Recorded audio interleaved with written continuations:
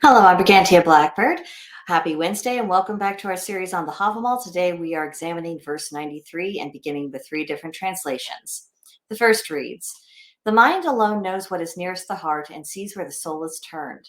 No sickness seems to the wise so sore as in not to know content." Olive Bray. Second translation, "The mind alone knows what lies near the heart. He is alone with his spirit. No sickness is worse for the sensible man than to find no contentment in anything." Carolyn Larrington. And our final translation from Bellows. "The mind alone knows what is near the heart. Each is his own judge. The worst sickness for a wise man is to crave what he cannot enjoy." No other person can give us a psychological beating that our own conscience can't they? The question is really whether or not our conscience has been trained by reality and by sensible standards, or if it has not been. That inner voice, it is going to be affected by outside stimuli, regardless of whether we are conscious of the nature of that stimuli or not, which is a rather scary thought. What we believe, and therefore what our conscience calls us out on, can be shaped by influences we're not even aware of. This is one of the many reasons why it's a good idea to be somewhat picky about the company we keep. But once the ideas are stuck in our heads and ingrained, there does come a moment when our conscience confronts us with our own standards, what we really believe, not just what we give lip service to or what we prefer to consciously imagine we believe.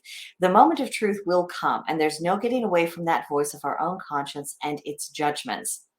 Have you ever known someone who felt guilty about something, perhaps guilty beyond what was really reasonable for the situation, and they just couldn't move on, and they just kind of circled their own guilt like was water going down a drain? Made that person sick, didn't it?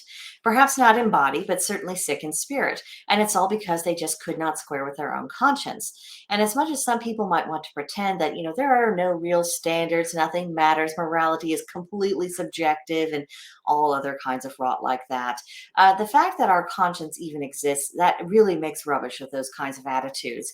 If we are uneasy in our soul, we have no enjoyment, we have no rest, and it does not go away until things are straightened out.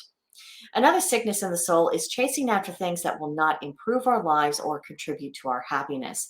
People chase after poison all the time. This is nothing new. There's a quote that's attributed to Socrates, at least I believe it was Socrates. Correct me in the comments if I'm wrong about that. But he said that before attempting to heal someone, the patient needs to be asked if they are willing to give up the things that made them sick to begin with. We can get addicted to the things that hurt us, and that addiction can warp our perceptions and our minds, and it can fool us into believing that it won't matter one way or the other if we get past that. All personal progress is an illusion, failure is inevitable, and therefore why try? Now, it's one thing to diagnose what the trouble is, and it's one thing to recognize that this disorder is running rampant throughout our society, and it's quite another to actually make it right. And the process begins with letting go of personal illusions and ideas that do not reflect or in accordance with reality. Finding a point of an incontrovertible truth gives us solid ground to stand upon, and that provides us with a stronghold to start making these internal corrections and then to take external action, which in turn sets a good example for others to do the same. And then you get enough people doing that, and the world starts to get on a better equilibrium. But that's what I got out of the verse this week. Let me know in the comment section what you got out of it. Were your thoughts along the same lines? Do you have another impression? Let me know. Shoot me an email if you would care to. And yeah, I think that's it. I'll see you next time. Bye.